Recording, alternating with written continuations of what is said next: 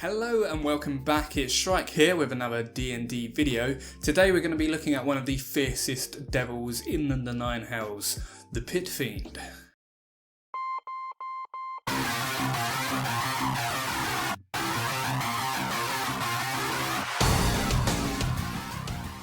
In this video, I'll be giving you some tips of how to use Pit Fiends in your own game, so stay tuned. But before we get on with the rest of the video, every Monday and Thursday I upload D&D content here on YouTube, so if you want to see some of that, make sure to hit the subscribe button and then ding the notification bell right next to it so you get notified when I upload. So when you're coming to use any monster in Dungeons & Dragons, the very first thing you should do is read the flavour text in the monster manual itself. So here it is for Pit Fiends, and there's a few parts that should really highlight what a Pit Fiend should be like in your game. So this first paragraph here really highlights that they're at the top of the hierarchy, and they are the ones that are leading the legions in the battle. And this second paragraph has a few pointers for the Pit Fiend's personality. And you see right at the end here that they also negotiate the dangerous politics of the Nine Hells, which is something really important to keep in the back of your head when you're playing a Pit Fiend. And in the final paragraph it's a little bit more about the looks of a Pit Fiend and then a bit more about the personality. But once again, the last sentence is probably the most important one here,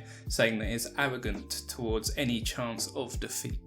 Now, why did I start off with going through this bit of flavour text for the Pit Fiend? It's because I've seen quite a few times now that Pit Fiends are just used as a big bag of hit points, a brute, where really if you actually read this text, they should be so much more than that. They might be commonly used in this brutish way because of the art in the monster manual makes them look like this, and the stat block is mainly just about hitting. So now you've decided to use a Pit Fiend in your game and you want it a bit more than just this brute. So let's talk about how to do that. The very first thing you're going to want to do to give it a bit of personality is to give it a name. Rather than just being Pit Fiend number 2, give it an actual name, and even with a title that would make it even more scary for your players. And when I say a name, it doesn't have to be like a name in the real world. It could be a name like the Red Inferno or the Flaming Fist or something like that, so that when the characters first hear about it, it sounds ominous and powerful. Once you've given it a name, you now have to work out what sort of personality you want to give it. Reading the flavour text that we've gone through, you should have a few things in your head in terms of the personality of your Pit Fiend, but give it just one more quirk just to make it even more unique for your characters when they encounter them. Giving your Pit Fiend this one extra facet of its personality will mean that when you come to role-playing it,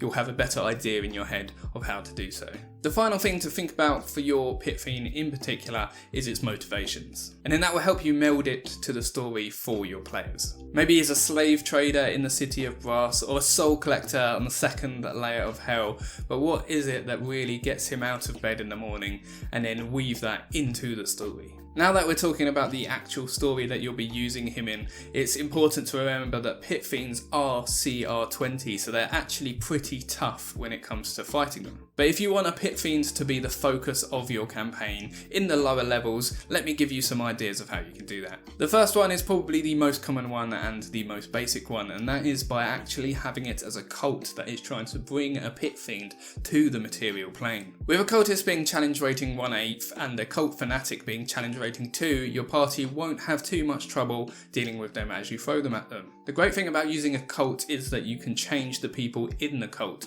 to fit your purpose. With a Pit Fiend, I suggest that you change some of their abilities to be fire based, maybe giving them burning hands or hellish rebuke, just something so that they feel like they are a worshipper of a Pit Fiend. Another great thing about using a cult is although a cult fanatic is only CR2, you can use cults at higher levels as well. You can either make your cult members as actual playable characters at whatever level you need it to be and then use them as an NPC, or you can use any sort of humanoid from any of the books and make them a member of this cult. That way, if you want to use the cult at level 8, you can do without the players absolutely trampling over them. Another way to use a Pit Fiend in the lower levels is by having it as the leader of some sort of group or organisation, but behind the scenes. Maybe its motivation is that it is stuck on the material plane and is unable to get back to the Nine Hells and is trying to find a way to do that. So they're giving the players some quests to go and collect things for great amounts of money, but actually they're just helping this Pit Fiend get back home. You're then working towards this moment where they realise that they've been working for a Pit Fiend this whole time who's probably been doing some questionable things on the side,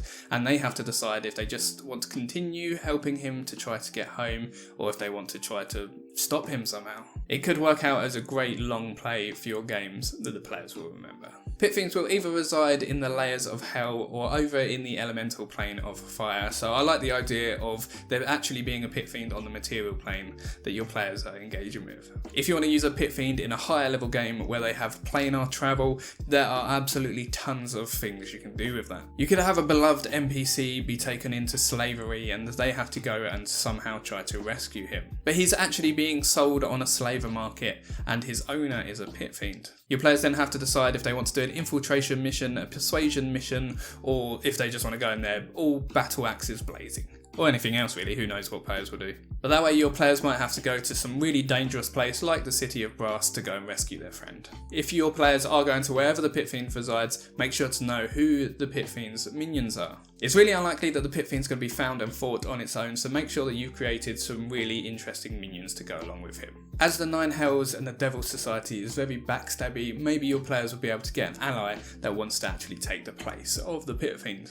I hope that all of these ideas I'm giving you are helpful. If any of them have helped you at all, make sure to give the video a like so I know. When using a Pit Fiend in combat, there are only a few things you can do with 4 attack actions and 4 spells. But there are a few other things that the Pit Fiend has in its back pocket that can actually make it really dangerous. The first things to fear, or try to not forget this in the game, just have it in the back of your head that if a player comes within 20 feet of the Pit Fiend, they have to do a wisdom saving throw or be frightened. This can really throw a spanner in the works for your players during the combat. The second thing is that they have advantage on saving throws against magical effects, which once again can really screw over your players. The last thing I think is forgotten quite a lot, and that's the 120 feet true sight that they have. So if any of your players are invisible, it doesn't matter. They also have 300 hit points and 19 AC, so they're pretty hard to knock down. So there you have it, there's some ways you can use a Pit Fiend in your game. I hope this video was helpful for you. And I would love it if down in the comments you put the name of your Pit Fiend so I could have a look through and see what Pit Fiends you're creating. If you want to see more Dungeons & Dragons content like this, make sure to subscribe to me. I upload every Monday and Thursday, so there'll be loads more content to come. But until next time, happy gaming.